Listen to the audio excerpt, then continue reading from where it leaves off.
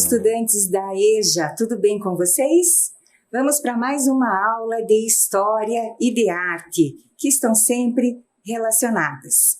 Continuem se cuidando. Vamos pegar o caderno para fazer algumas anotações, relaxar e aproveitar esse momento de aprender. História e Arte e o componente de música. E na música, o que é que nós estamos aprendendo? Nós estamos conversando sobre compreensão da música como produto cultural, social e histórico.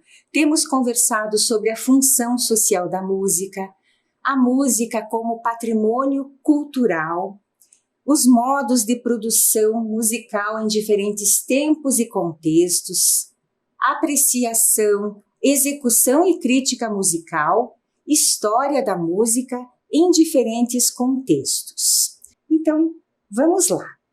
Mas antes, sem deixar de lembrar algumas coisas muito importantes que nós já aprendemos. O nível de ruído recomendável para audição é de até 50 decibéis, de acordo com a Organização Mundial da Saúde. E se esta medida não for para nós algo palpável, se for algo muito abstrato, nós podemos relacionar esta ideia ao aumento do volume. Então, aumente o volume do som só até a metade, com qualquer aparelho que você estiver utilizando. Seja um rádio, um fone de ouvido, aumente sempre o volume só até a metade para não prejudicar a sua audição, certo? Vamos para a história da música. Retomando a aula passada, nós conversamos sobre os primeiros registros, vimos as pinturas rupestres nas cavernas na Espanha, vimos nos detalhes de um vaso grego os instrumentos que eram utilizados na antiguidade. E na Idade Média, tivemos até a oportunidade de ouvir um canto gregoriano. Recordam-se? Então, a Idade Média, ela se estende do século V ao século XV, aproximadamente. A Idade Média foi um longo período da história, que foi marcado no início pela queda do Império Romano e foi marcado ao final pela tomada de Constantinopla pelos turcos. Este período final da Idade Média, esta marca, esta característica deste período histórico, nós estudamos já ao longo das nossas aulas e vimos que a tomada de Constantinopla foi um dos motivos, foi também um dos disparadores naquele período dos descobrimentos, na era das grandes navegações. Recordam-se? Então, estivemos já falando sobre este período e vocês podem estabelecer algumas relações. No século XV e XVI, os humanistas, na época, chamavam a Idade Média de Idade das Trevas. Trouxemos ali um castelo medieval na França para ilustrar e ajudar a nos transportarmos para aquele tempo. Em relação à antiguidade clássica, os humanistas afirmavam então que havia ocorrido na Europa um retrocesso artístico, intelectual e filosófico, porque nada de muito significativo ocorreu de mudança neste longo período. Por isso, os humanistas afirmavam este retrocesso. Ocorreu, então, um período de renascimento. E o Renascimento foi um movimento importante na história da Europa. O Renascimento começou no final da Idade Média e terminou no século XVI, no início da Idade Moderna.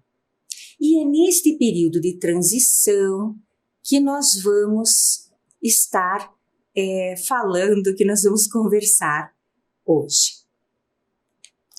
É chamado de Renascimento este período porque procurou fazer renascer a cultura e a arte da Grécia e da Roma antigas.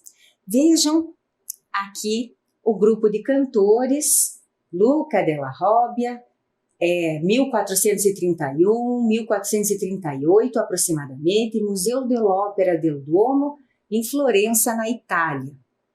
Ali há uma representação de canto, né? Nesse período, na Europa, cresce o interesse pela música profana. O que é a música profana? Vamos verificar. A música profana não tem a religião como propósito. É um tipo de música não religiosa.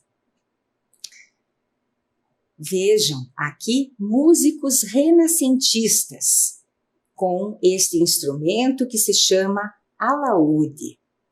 E nesta imagem podemos verificar ali na referência dela, que é de 1485 a 1495, a letra C, significa que cerca de, né, não se tem exatidão na data da imagem, certo? No Renascimento foram criadas várias melodias, mas as melhores composições musicais foram feitas para as igrejas, porque havia ainda grande ligação de todas as pessoas com a religião e com as igrejas. A música estava fortemente ainda relacionada à religião. Vamos ver agora Francesco Landini tocando um organeto. Observem que o organeto está apoiado, né, em uma das pernas, está no colo de Francesco Landini. Então, trata-se o organeto de um tipo de órgão portátil, né? E esta imagem trata-se de uma iluminura do Codex Squarcialupi. A iluminura, vamos ver aqui, é um tipo de pintura decorativa aplicada às letras capitulares dos manuscritos medievais. Esta é uma letra capitular, aqui a letra B, letra capitular de 1457. É uma letra que inicia o capítulo, por isso chama-se letra capitular. E estas letras podem ser acompanhadas de imagem. Esta imagem com o Francesco Landini, ela é uma iluminura do Codex Squarcialupi, que está compondo este livro que tem 350 canções. É um livro organizado em ordem cronológica, é um livro que leva este nome por conta do proprietário do livro, que é o Squarcialupi, e é muito bonito, era feito com muito zelo, com muito capricho, né, na época, e essas iluminuras, como o próprio nome já diz, eram realmente para iluminar, elas eram iluminadas, né? Inclusive com enfeites de prata, né? E de ouro, desta forma, realmente. Algo muito especial. Outro destaque que podemos citar é Giulio Caccini. Este foi outro compositor italiano daquele período, e nós vamos ouvir um trecho de uma composição deste italiano, daquele período, e vamos ouvir observando uma imagem da cidade de Florença, na Itália. A imagem ela é atual e, enquanto vocês observam a imagem, vou pedir a vocês que relaxem para apreciar a canção, tendo sempre em mente que a canção é daquele período, a imagem é atual e que para ouvir a música nós relaxamos, às vezes até fechamos os olhos, acessamos a imaginação, não é mesmo? E apreciamos a composição deste italiano e imaginamos, inclusive, como seria a vida e os instrumentos que ele utilizou, tentamos identificar os sons da composição dele. Então, vamos ouvir este trechinho deste compositor italiano daquele período.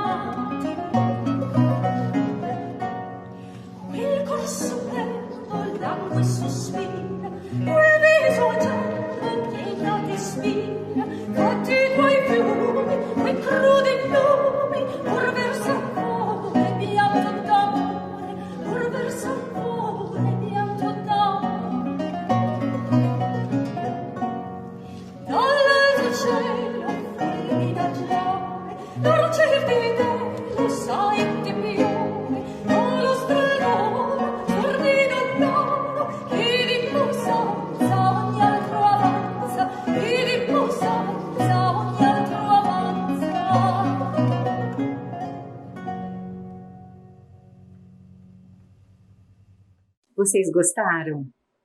Muito interessante, não é? A composição era feita com o que se dispunha na época, né? Este período da história foi muito interessante para a produção musical. E a produção da música era realizada com os instrumentos musicais de que se dispunha realmente na época. Nessa mesma época, há uma personalidade já conhecida por vocês estudantes e acompanhantes destas videoaulas, Leonardo da Vinci, falecido uma geração antes de Giulio Caccini, também havia projetado um instrumento musical. Vamos ler a manchete de um jornal relativamente atual sobre um instrumento daquela época. Vamos lá. Instrumento desenhado por Da Vinci estreia após mais de 500 anos. Mistura de piano com violoncelo, viola organista, foi construída por polonês tocada pela primeira vez. Jornal O Globo, 19 de novembro de 2013. Esta é a manchete de um jornal relativamente atual. Então, o instrumento que Leonardo da Vinci havia projetado foi construído 500 anos depois. Foi construído e ele projetou naquela mesma época. Vamos ver. Leonardo da Vinci desenhou muitas invenções que nunca saíram do papel. Uma delas ganhou vida mais de 500 anos depois de ter sido criada graças ao pianista polonês Sławomir Zubrzycki. O instrumento, batizado de viola organista, foi construído com base nas especificações deixadas por Da Vinci E o som é parecido com o de um piano e um violoncelo. Violoncelo ou cello. Também pode ser chamado assim o instrumento. A viola organista parece um piano comum, mas no seu interior as 61 cordas não são tocadas por pequenos martelos, mas por rodas giratórias revestidas de crinas de cavalo de forma semelhante aos arcos usados para tocar violinos e violoncelos. E aqui vemos o arco de violoncelo com a crina ali dos animais, né, que é a parte onde se faz o atrito. E este é o instrumento projetado por Leonardo da Vinci há mais de 500 atrás e construído pelo pianista polonês. Belo instrumento e levou 3 anos para ficar pronto. Na internet, há disponível a apresentação feita pelo pianista polonês. É possível fazer a pesquisa e ouvir o resultado da produção feita por ele. Vocês já pensaram? Leonardo da Vinci fez um esboço e 500 anos depois, o instrumento foi produzido. Muito bacana, não? Outro destaque daquele período foi Cláudio Monteverdi, porque ele foi o primeiro grande operista da história. O que é operista? Vocês já sabem, um compositor de ópera. E a ópera é uma obra dramática com acompanhamento de orquestra em que as falas dos personagens são cantadas. A ópera é uma mescla de diferentes tipos de arte, pois conta uma história através do canto, da representação e muitas vezes da dança. A ópera é um espetáculo tão rico, tão completo, que realmente ela apaixona as pessoas. Ela é rica em história, na narrativa. Então, se você tiver uma oportunidade, não perca de assistir uma ópera quando tiver. Vamos adiante. Assim como os atores no teatro, os cantores de ópera representam papéis no palco, enquanto uma orquestra toca a música. E aqui nós vemos um dos locais onde tudo começou. Palácio Ducal, em Mantua, na Itália, onde a ópera L'Orfeu estreou em 1607. Há muito tempo atrás, não é mesmo? Muitas óperas famosas foram compostas nos séculos XVIII e XIX. E o Wolfgang Amadeus Mozart foi um importante compositor de óperas que viveu no século XVIII. O Mozart foi um grande compositor e ele também compôs óperas e por isso trouxemos Mozart para esta aula de hoje. A variação no nome de Mozart. Há diversos registros e alguns pesquisadores até dizem e brincam que Mozart realmente trocou os registros de seu nome. A ópera As Bodas de Fígaro foi escrita em 1786. Este é o libreto da ópera e é uma das óperas dele, uma das mais conhecidas. E a história é bastante peculiar, trata-se de um drama, trata-se depois de um drama que acaba ficando numa situação que brinca um pouco com o drama da vida das pessoas na época, e ele acaba tendo, não na primeira apresentação, mas depois acaba tendo muito sucesso com as óperas que ele cria. Outro compositor importante de óperas foi Giuseppe Verdi. Giuseppe Verdi compôs várias óperas e entre elas La Traviata e Aida. Prelúdio para o Ato 1 da Filarmônica de Nova York com Arturo Toscanini de 1929 e esta data já anuncia que nós vamos ouvir um áudio bastante antigo, portanto é possível que tenha algum ruído. Este áudio, ele é um trechinho da cena 1. Então, ele é só o prelúdio do início de toda a história. As óperas, elas são compostas de atos, né? De partes das histórias. E enquanto vocês apreciam a imagem da cena 1, vocês podem ouvir este áudio da ópera de Verdi.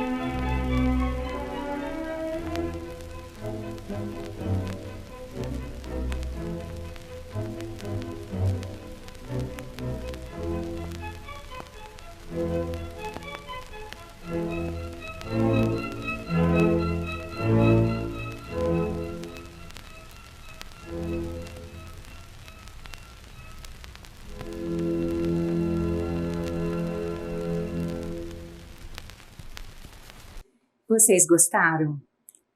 A gente precisa se permitir e se envolver com a ópera? Vamos lá. No fim do século XIX, o compositor alemão Richard Wagner escreveu uma série de 4 óperas baseadas em lendas alemãs. E essa famosa série é chamada de O Anel dos Nibelungos. É uma série também bastante interessante para conhecer as histórias, o enredo. E no início do século XX, esse gênero de música cresceu e se modificou, assim como a música clássica da mesma época. E outro destaque é Giacomo Puccini, que criou algumas das mais populares óperas desse período, como Tosca, em 1900, e Madame Butterfly, de 1904.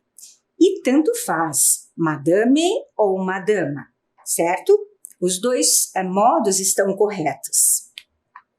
Por todo o século XX até hoje, as pessoas amantes, apaixonadas, que gostam da ópera, nunca deixaram de apreciar a maioria das antigas obras-primas desse gênero musical. E uma das óperas brasileiras mais conhecidas é O Guarani, de 1870, de Antônio Carlos Gomes. E também já estivemos conversando sobre Carlos Gomes. Vamos ouvir agora um trecho da ópera de Carlos Gomes, a abertura do Guarani, a Orquestra Sinfônica da UFRJ, regência do maestro Roberto Duarte. E com destaque para esta gravura, este retrato de Carlos Gomes, que é de Cândido Portinari, de 1914. Vamos ouvir o trecho da abertura do Guarani.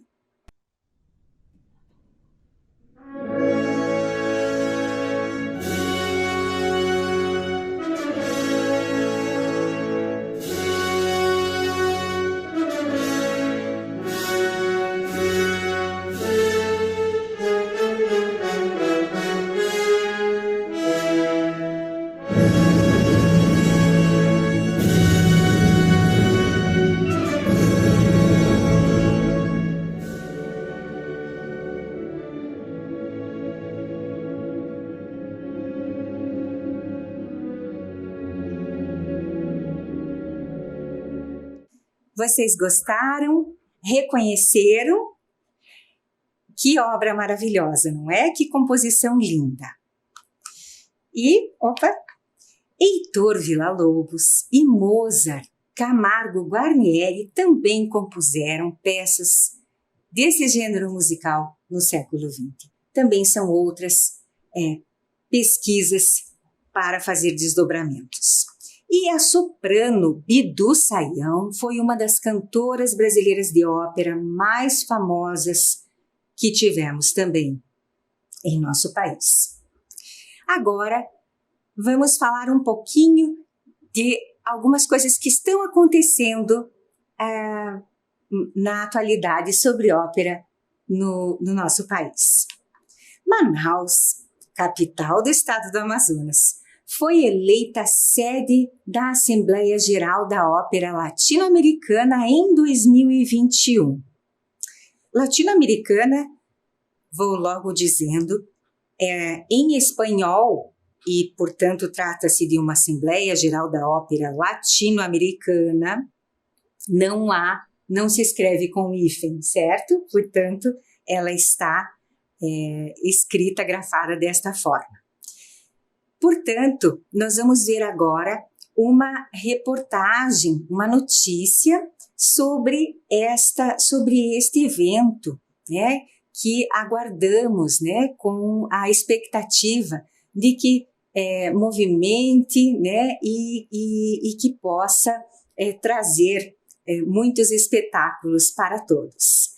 Vamos ouvir então esta notícia sobre a eleição de Manaus como cidade eleita como sede da Assembleia Geral da Ópera Latino-Americana.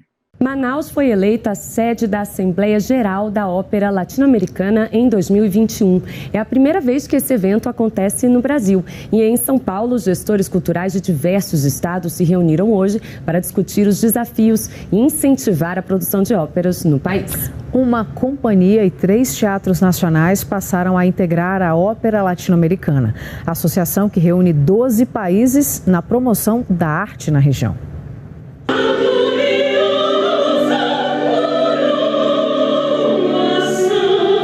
Esta é a opereta A Viúva Alegre.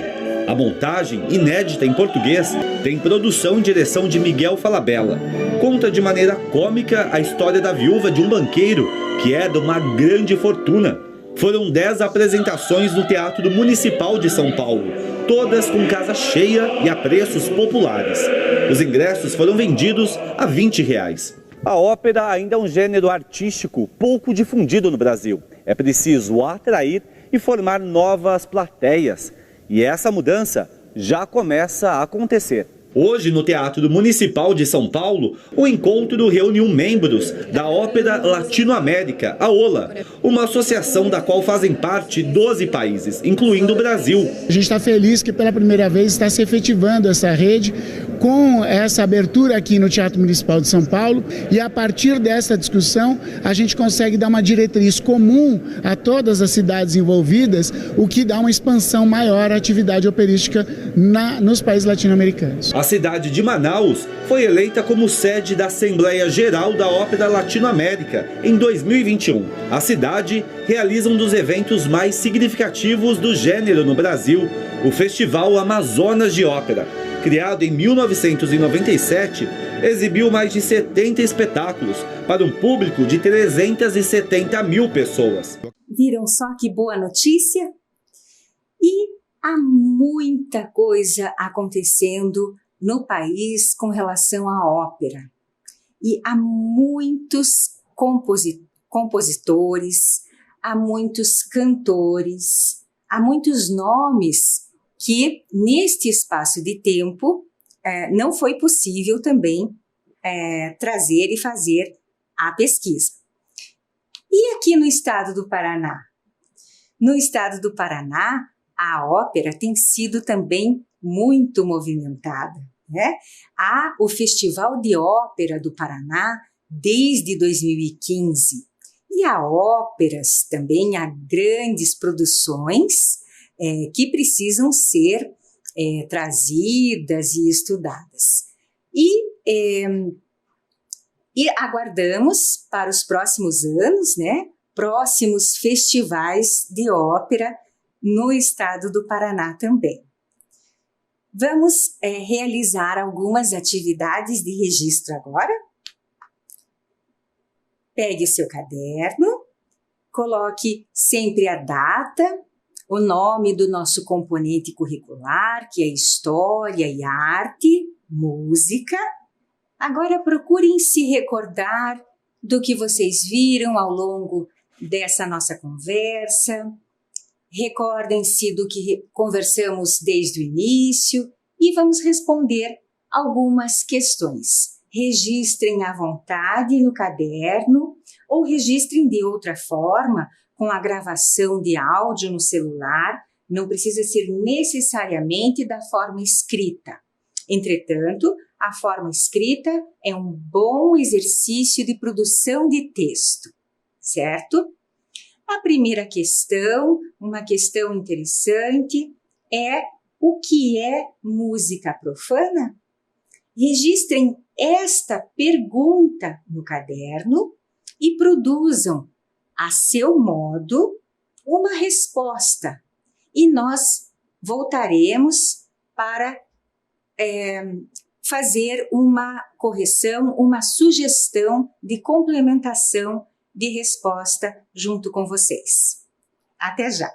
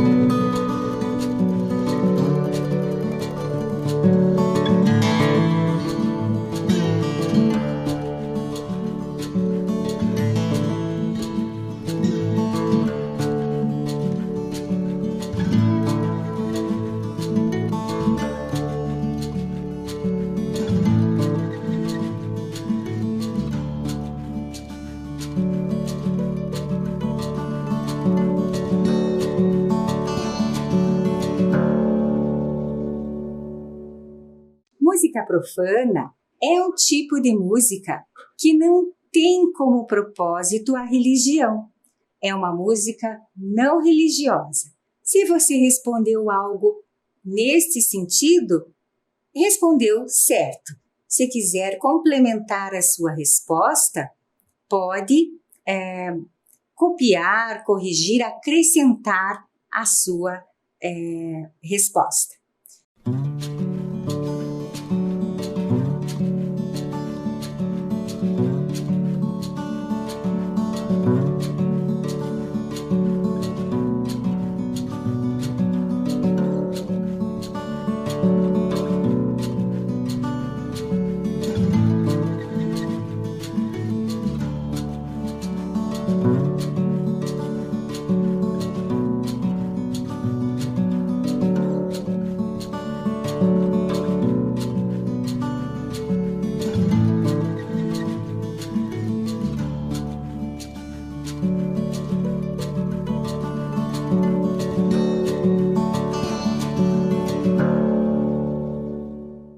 Agora vamos para a próxima questão, que trata sobre todo o conteúdo dessa nossa aula de hoje. O que é ópera? Então, rememore o que nós conversamos, o que nós vimos, rememore também as suas experiências, né? O que você já sabia, quais as suas impressões, o que você já experimentou, viveu sobre ópera, e responda: o que é ópera? Com as suas próprias palavras, gravando ou escrevendo. E já voltamos para conferir.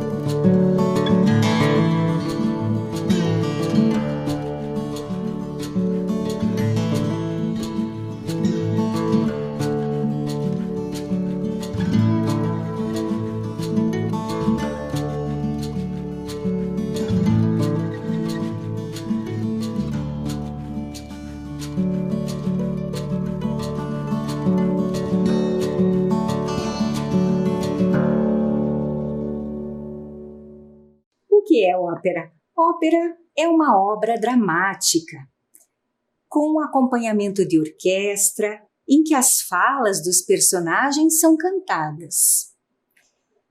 Ópera é uma mescla de diferentes tipos de arte, pois conta uma história através do canto, da representação e muitas vezes da dança.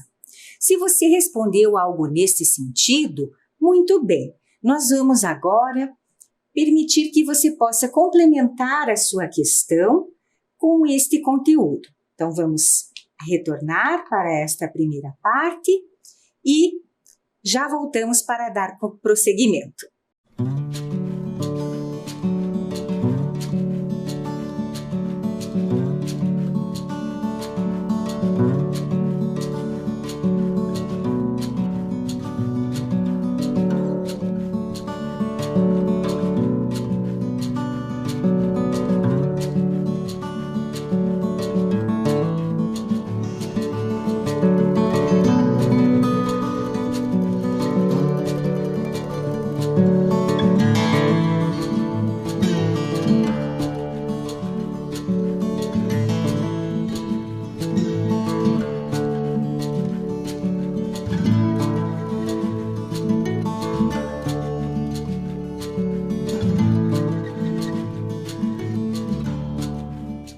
E agora, nós vamos fazer um outro registro. Um registro um pouco mais individual, pessoal. Você já foi à ópera? O que mais você sabe sobre ópera? Registre no seu caderno, ou no áudio, ou vídeo do seu celular, né? E realize esta resposta neste momento. E nós Já retornamos para conferir.